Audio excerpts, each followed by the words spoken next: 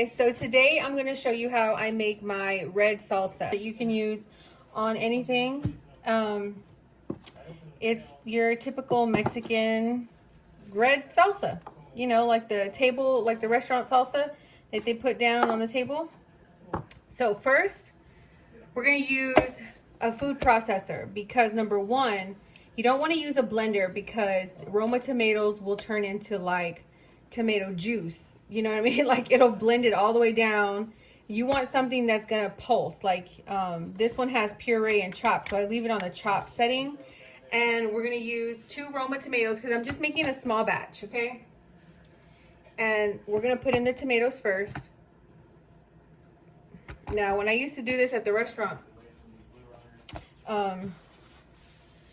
we had a big like bucket. They'd put it in a big bucket and then have like a big old blender, you know, with the bottom. I actually have a small one. Let's see.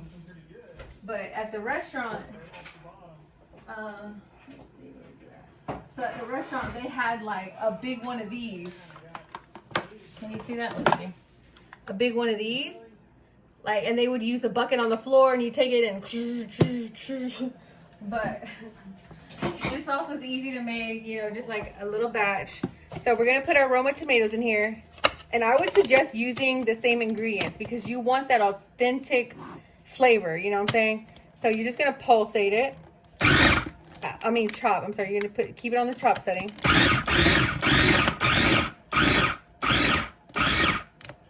Just until you get little, let's see. So yeah, that's a good consistency. You see it's like chopped. Okay, so next we're gonna do our white onion. It has to be white onion, not yellow, not Vidalia, not red. It has to be a white onion, okay? Because we're trying to stick to that, you know, to that flavor profile. So we're gonna put that in there and we're gonna chop that in. So it's like we're doing it in layers.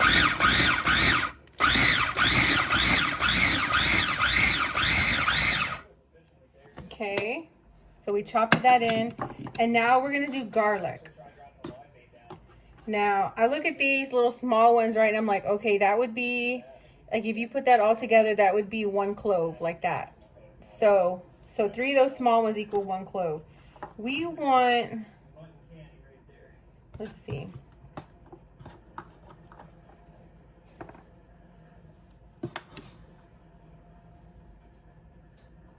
We want like that much, okay? I don't know how much that is because if you were using big cloves, I would say use 4 big cloves. But because these are all different sizes, I'm just putting that much. Okay.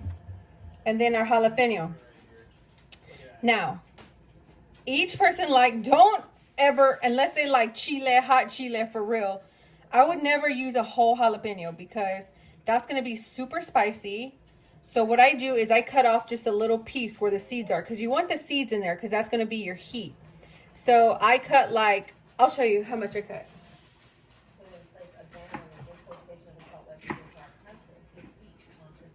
So I'll literally start with like this much. See that? I'll start with that much. Actually, I'll put one more in there like that. One little piece like that. Okay, then we want cilantro. And I say like this much cilantro. Just like, you know, a handful. Well, not a handful, but you know. And put it all around in there.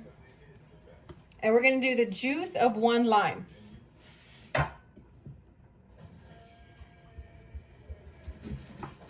And the juice is not only for the taste, but it also helps preserve this salsa. And I would say that this will last about a week before, you know, if it lasts a week, because I put this on everything. But it will last about a week, like in your refrigerator in a nice container, a small container.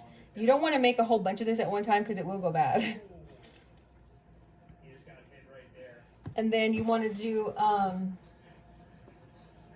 comino, ground ground cumin, comino, okay? And you just want a little bit, just a little bit, because you don't want it like super cumin forward. You want the cumin to be like in the background. It just gives that nice like Mexican flavor in the back, you know, like in the back notes of the flavor. That nice smoky flavor. And then what am I looking for? Salt. Where's my salt? Salt and pepper.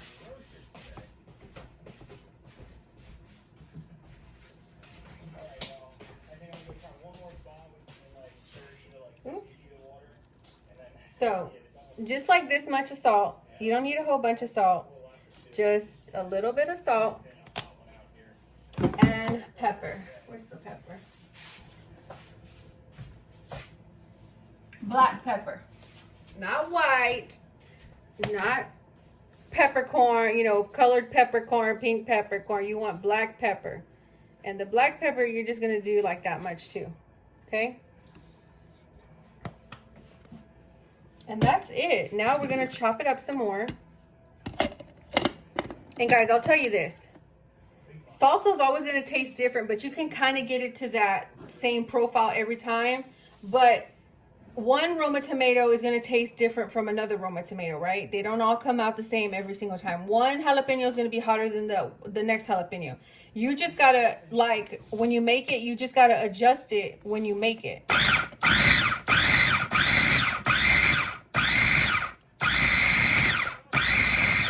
And you just want to blend it until everything, you know, chops up really well.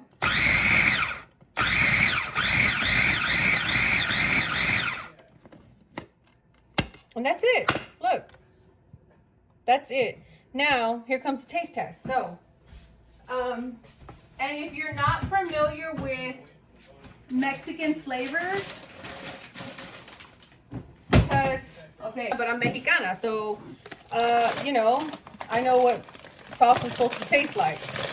But if you're not familiar with Mexican flavors, just when you go out to eat at a restaurant, like, try their salsa and, you know, that's what it's supposed to taste like.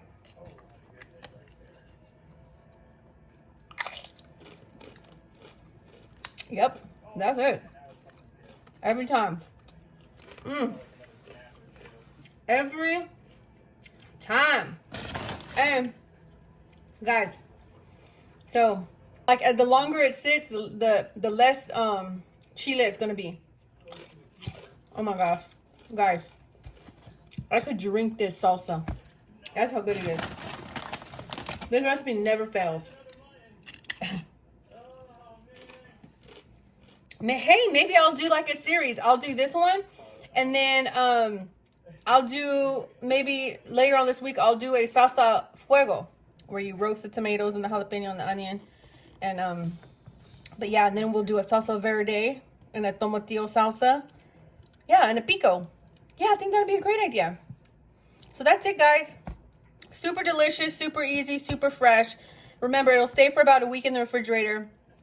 And yeah, when you shop for your Roma tomatoes, I like them the more firm they are, because they're going to give you more of that chopped look.